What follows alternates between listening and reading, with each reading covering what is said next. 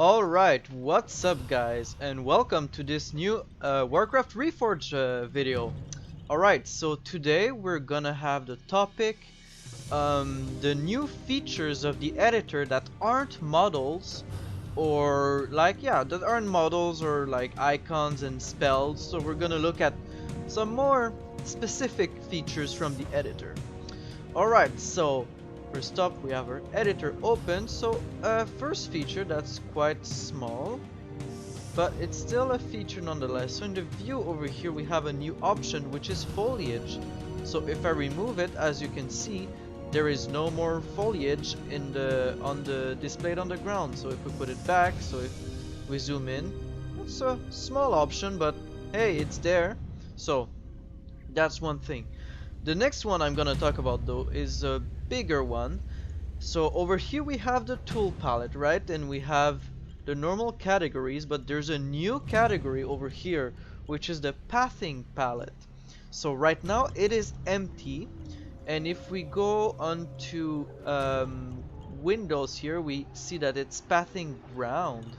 So it's a kind of palette that we never saw before. So we can speculate on what it does. So the first thing we can imagine is if we press the P hotkey here, we can see the different padding showing up. So this is unwalkable, this is unbuildable normally, but as you can see, it's quite buildable. So we have all the pathing over here. So one idea is that normally when you want to modify this padding, you need to go to doodad, then you go to pathing blockers, and then there you go, you can modify it by putting some objects that will change it, right? But one idea with this is that you could just paint over like terrain and it would switch your padding, so it would automatically make a path for units or ships, because as we see here we have pathing ground, but if we go in more option we have also pathing naval. So this is where ship can and cannot go. So if we turn off water, see there's a bunch of... So as you can see, maybe with the new pathing palette we will be able to control both the ground pathing and the naval pathing, which is really cool.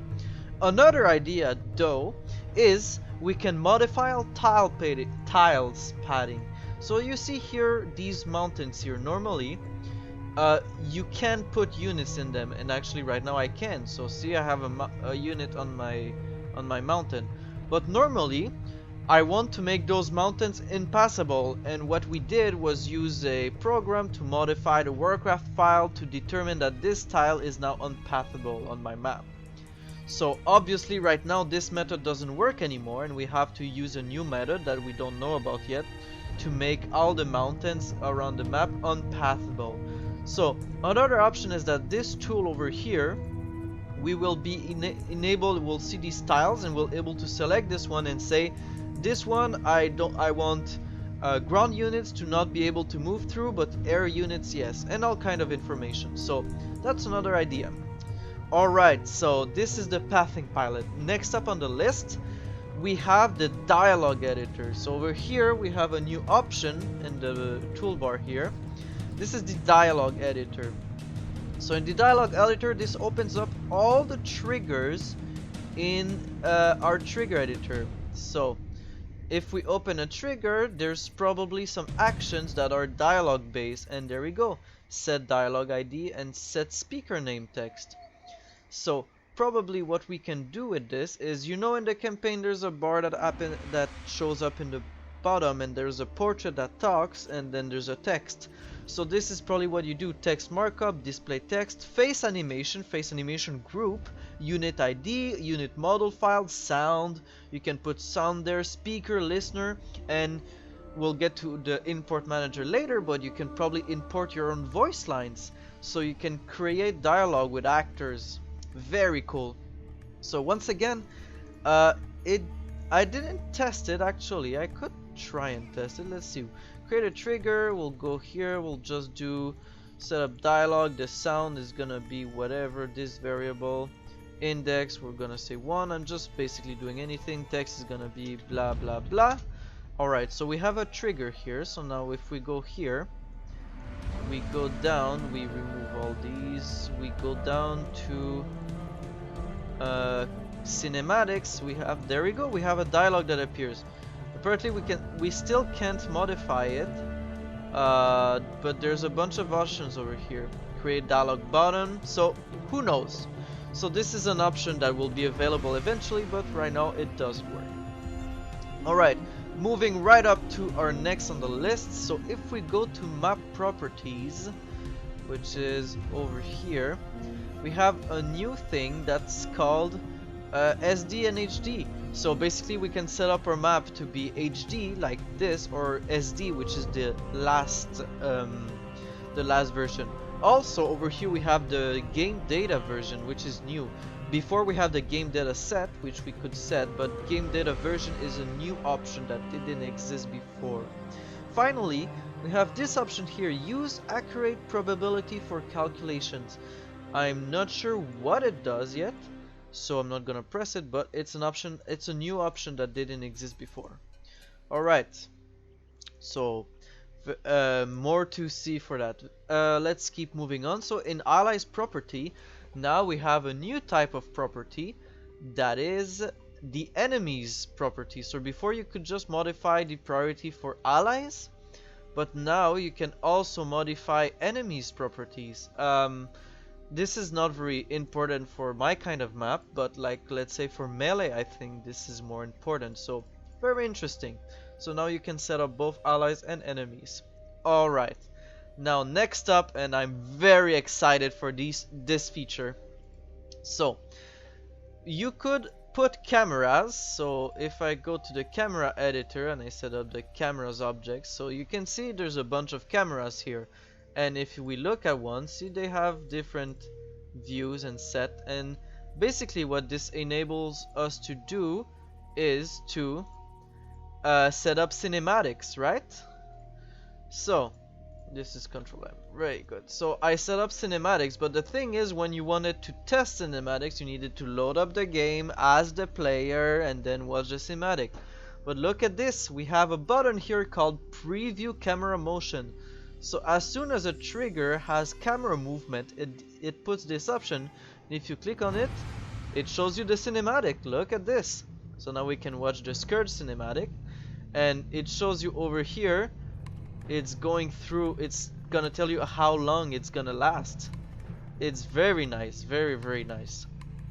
So I'm really excited for this feature, and anytime you can just exit by pressing Control, and then we can go back, and there we go.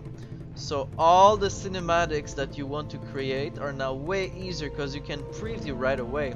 Now I'm not sure if you can preview halfway. Let's see. No, it always starts at the beginning of the cinematic, and it doesn't look like you can fast forward, but it's still really cool. So yes, this is the next step in evolution. Alright, so some small details. There's about 800 new sounds. So in the last one there was 6,200. Now we have 7,000. So there's a lot of new sounds, but honestly there's so many sounds file I couldn't tell you where it is. And also, yeah, they put the org team. This one. Let's see if we can hear it. We can't, but it's the credit music, like the rock music. So now it's in the options for the sound editor.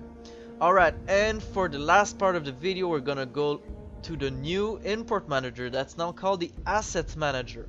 So there's a bunch of new stuff here, but first we can search by name, which is very nice when you're looking for a model. Lich King, nothing. So whatever, you can search the file name. Second, you can select the type of model. So here you see SD, so all these models are made for SD, but you can press HD model, which I don't have right now. So that's an option. There's a teen option that obviously is a mystery right now. We really don't know what teen means yet. I'm gonna have to try and find out. Then we have local. This is very nice. We can set the language. So we have English, Espanol, US, Dutch, I guess, French, Italian, whatever. So right now we're gonna say ignore because we didn't set any language. But if for some reason our file has a language, so let's say we export music, and we have like we have dialogue. So, and we want our map to be translated, so we could have US dialogue, Spanish dialogue, or another thing is text. So if we are able to export the text of a map and translate it, we could have different translations of the text set up here. Very cool. So in the categories we have other, model, image and texture, sound, music, AI script, AI data, text and preload. Very interesting. So remember when we were talking about the dialogue, so we see here that we can export sound and music, which is really cool. We could already do that, but it's nice that everything is now classified.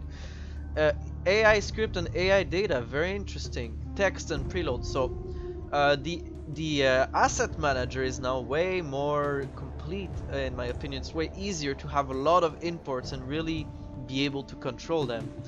Yeah, so that's basically the features. I honestly didn't really look through the camping editor, but as you can see, there's the same options as the import editor. So teen, we have different types of files and names, so we can import files for a campaign, so that's really cool.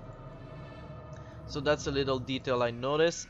In the AI editor, I didn't notice anything new, but these options might be new, some of them. I never used the AI editor, so I can't really say. And finally, in the object managers, there's a, I think they are the same as before. There's a bit more details in some of the text. So yeah, so that's basically all the more hidden new features in the editor that you could be interested in. I also think if you see here the maximum of each here, they're different.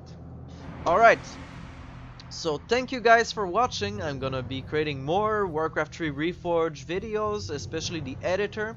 So right now something that still doesn't work for me in the Azeroth Wars is the test map function, but hey, we'll find it out if we can fix it soon. So comment below what type of features would you like for me to talk about in the editor.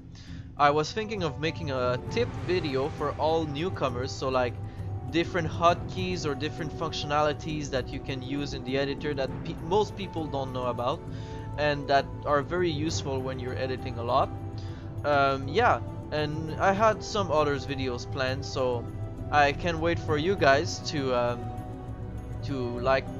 watch more of my content and to play my map. I really can't wait for release. So yeah, I'll see you guys in the next video. Thank you for watching. Bye bye.